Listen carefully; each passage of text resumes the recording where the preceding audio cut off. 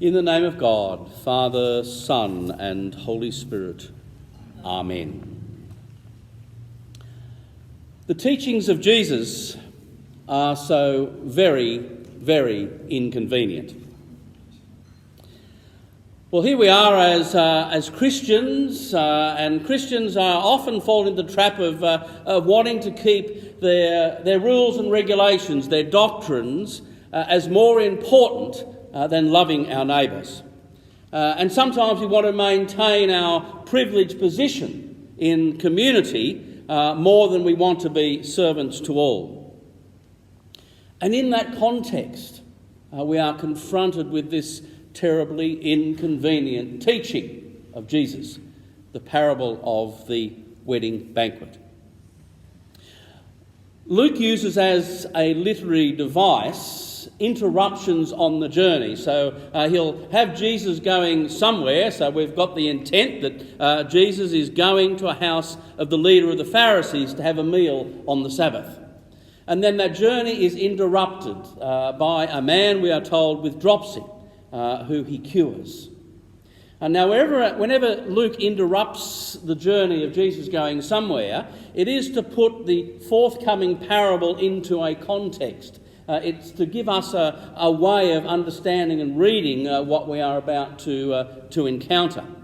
And so it's the Sabbath. He's on the way to the house of the Pharisee for a meal, and he's interrupted, and he heals this man on the Sabbath, and of course gets criticised for that. And then he asks, is it lawful? He asks the law keepers around him, is it lawful to cure people on the Sabbath or not? So it puts into the context the parable that we are going to hear in the context of the question about what is lawful, what is the holiness code, what is the lawful code. We've heard only just before in Luke's narrative the parable of the Good Samaritan. And again, that is about the tension between the keepers of the law and those who break the law, as Jesus does, by doing things on the Sabbath. And we know that there is at that time this debate going on between the schools of two great rabbis, Rabbi Hillel and Rabbi Shammai. And as we know that they agreed on what the greatest commandment was, the great commandment is to love the Lord your God with all your heart, with all your soul, with all your mind, and with all your strength. But they disagreed on what the second commandment was. Rabbi Shammai said it was to be holy. In other words, it was to keep the law, not to break the Sabbath, not to heal people on the Sabbath or drag your donkey out of a pit on the Sabbath or do anything on the Sabbath, and to keep all the other 613 rules and regulations. That was the second great commandment for Shammai. For Rabbi Hillel, the second great commandment was to love your neighbour. And of course, the parable of the Good Samaritan comes out of that question. I agree that loving my neighbour is really important, but can I just check for a moment, who is my neighbour? And we get the story of the Good Samaritan. So this parable of the wedding banquet is placed into the context of that kind of argument. What's it like to keep those 613 laws to be holy, and what's it like to love your neighbour?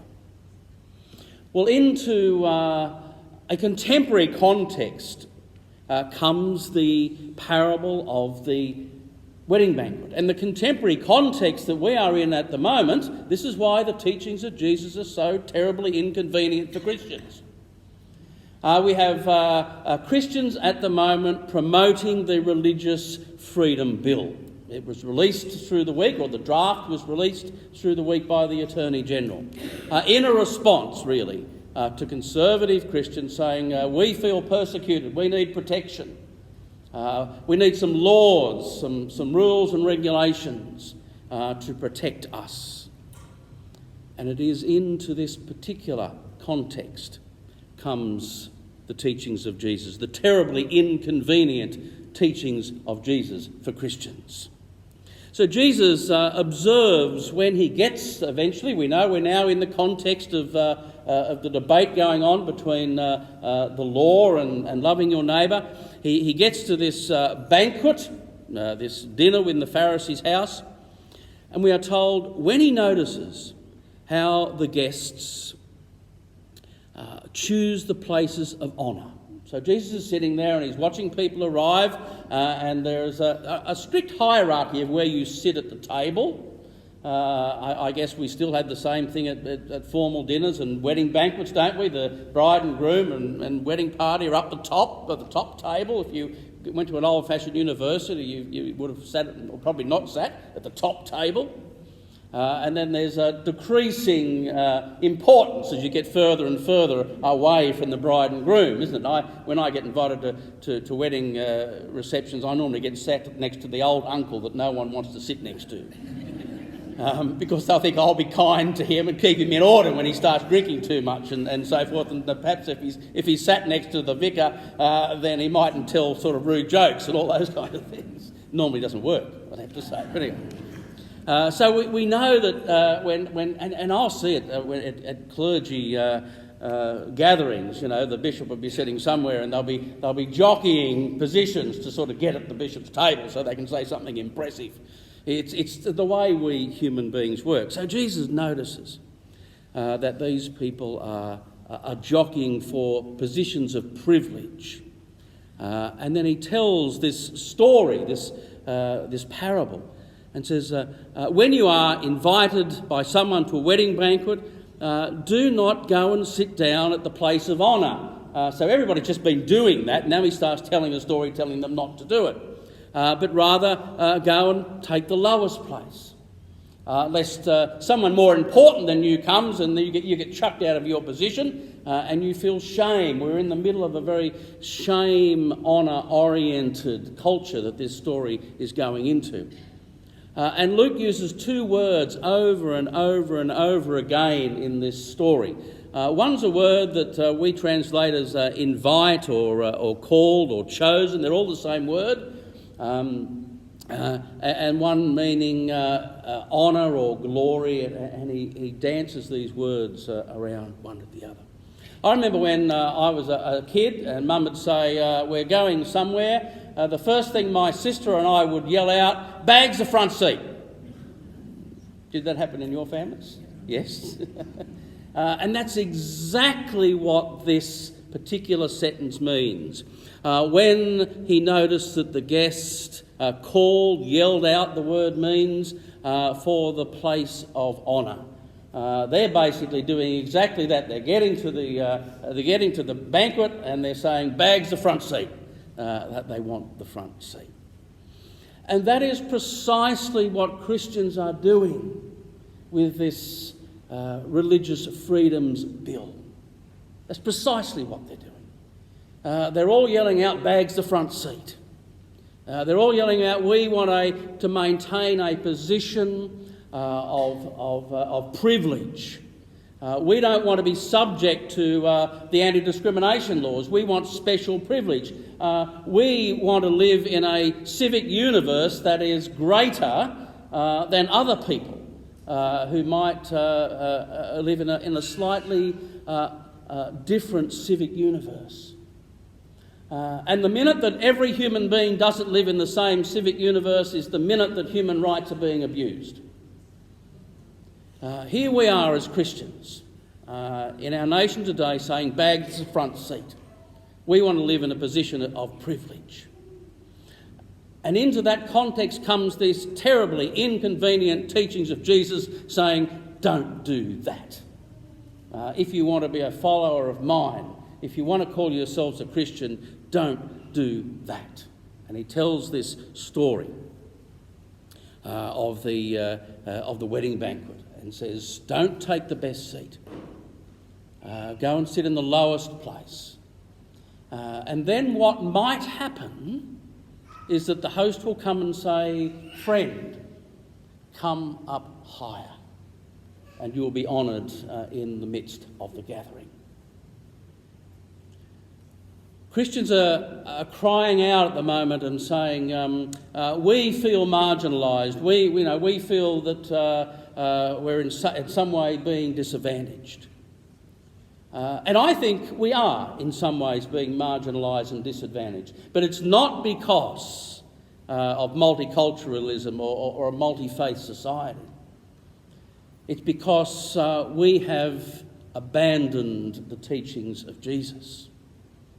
We have abandoned our calling, our invitation to take the lower place. We have abandoned our vocation to be servants of the community. That is why we are being marginalised, and rightly so.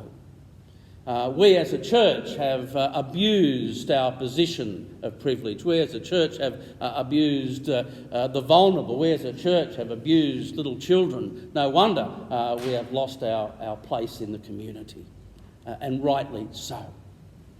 Jesus gives us a way to find our place again in the community by saying, take the lower place, be a servant to all.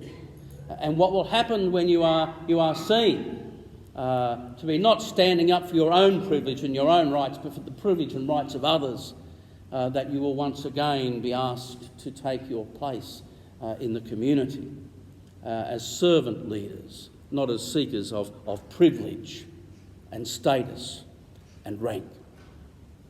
Now, I'm not a lawyer, unlike some other clergy that serve this parish. I'm not a lawyer, so I'm not going to comment on the bill itself.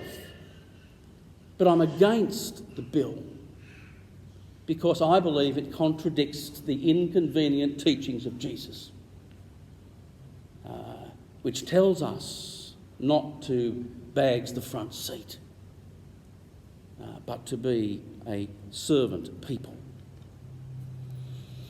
Now, according to Liberal Senator Conchita Fierravanti-Wells, now before I go on with this, I want to say that Senator Fierravanti-Wells is a person that I know quite well and I like. We've often shared the top table, there you go, at the various functions, and I enjoy Senator Fierravanti-Wells' company, and I actually like her very much.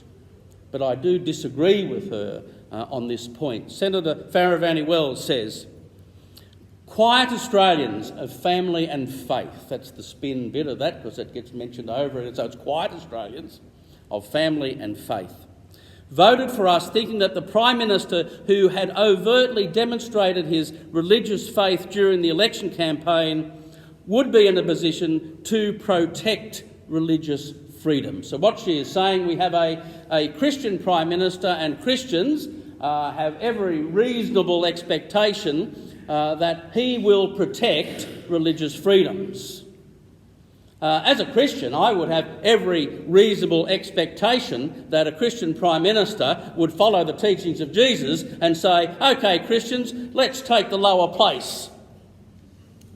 That's what I would expect. OK, Christians, let's really do what we believe and say that we are here to serve our neighbour. Certainly, we as the majority of faith people in this country are here to serve the other by actually behaving in a way that protects the religious rights of people who follow different faiths to us. If people of minority faith need any protection, I'm afraid it's from Christians, not from a secular society, not from humanists, but from Christians.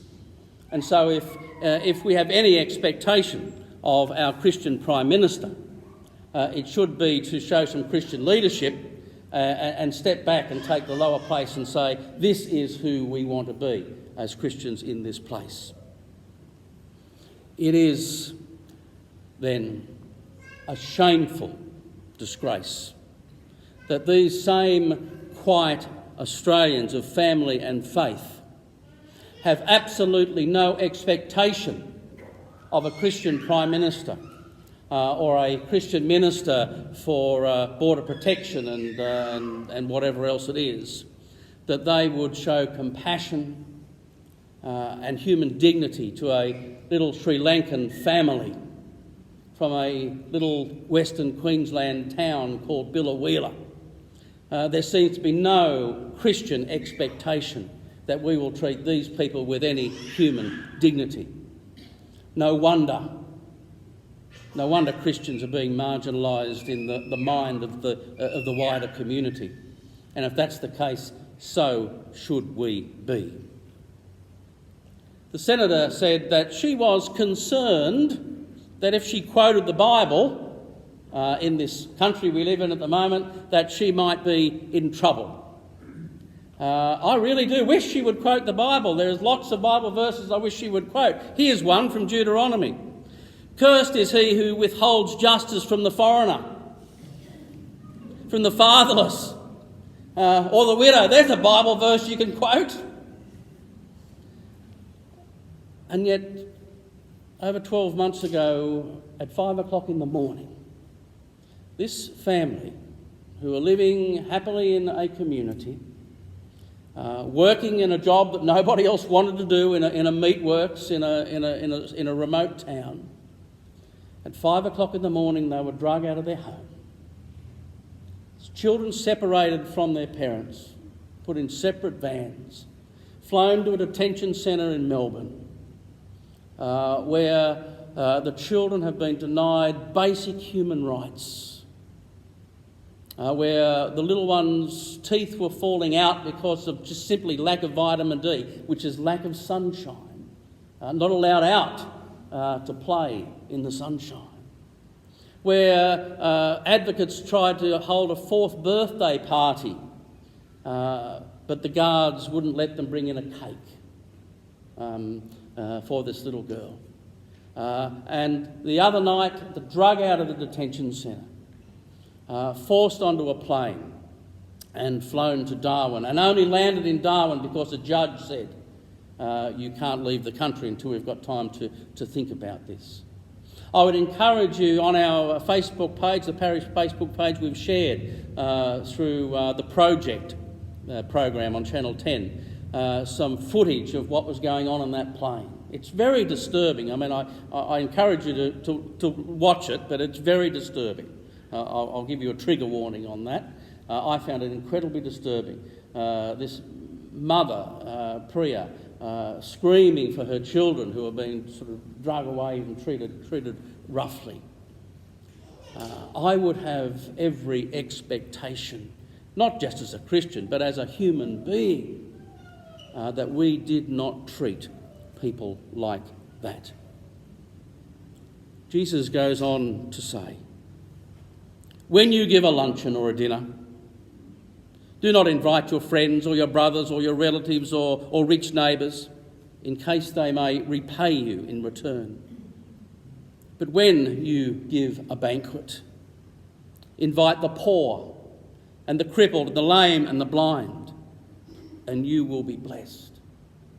There's a Bible verse for you, Senator. There's a Bible verse for you, Prime Minister and Minister. The teachings of Jesus are so very inconvenient for Christians. The Lord be with you.